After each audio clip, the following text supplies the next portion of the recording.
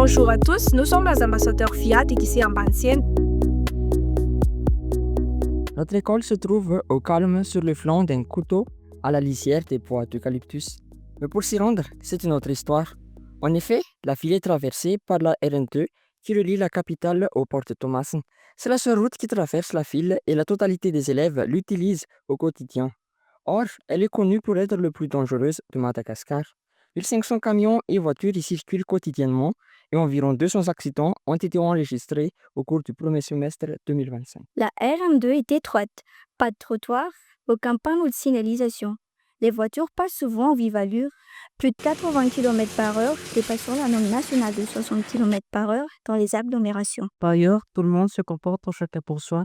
Les bus ne respectent pas les arrêts prévus, obligeant les usagers à les prendre en plein milieu de la route. Les camions s'écartent n'importe où, en comprend la moitié de la route, obligeant les élèves à circuler entre les camions et les autres voitures, ce qui est extrêmement dangereux. Après la RN2, les élèves doivent emprunter soit une ruelle étroite, soit une route en terre défoncée, très glissante en période de pluie. Le cœur du problème, c'est le comportement des usagers. Nous voulons rappeler une règle simple, celle de ne pas être égoïste et de penser aux autres. Pour commencer, nous avons conçu une affiche montrant des personnes se tenant la main avec le message « La route, on la partage, pensons aux autres ». Elle rappelle que le comportement des uns a une influence sur les autres. Cette affiche sera diffusée dans les écoles environnantes et déclinée en flyers pour les camionneurs. Nous avons composé une chanson et une scénette sur les risques routiers et sur les bonnes pratiques. Elles seront utilisées durant toutes nos activités de sensibilisation. Nous avons présenté notre plan d'action auprès de la direction du lycée. Après cela, les enseignants ont accepté de nous accorder une demi-journée pour qu'on puisse sensibiliser les élèves du lycée. Ensuite, ils nous ont aidés à avoir un rendez-vous avec le maire. Nous avons discuté avec le maire pour améliorer la circulation sur la RN2. Nous avons plaidé pour l'aménagement d'un parking réservé aux camions, de la mise en place d'un passage piéton, un ralentisseur à côté de l'intersection menant à notre lycée pour permettre aux élèves de traverser en sécurité. Nous avons également discuté avec le chef du quartier et quelques riverains pour l'entretien des ruelles et de la route en terre menant au lycée par des travaux communautaires.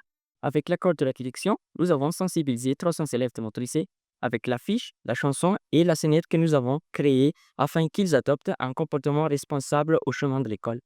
Mais aussi, grâce à l'engagement du maire, il a programmé notre sensibilisation durant la festivité de la fête nationale. Nous avons pu sensibiliser 3500 élèves des 15 écoles environnantes et plus de 2000 habitants de notre commune. Grâce aux chants et sketchs, nous leur avons expliqué les dangers routiers et les règles essentielles comme le respect du code de la route et le respect des autres. Maintenant, avec la contribution du programme VIA, nous voulons aller plus loin.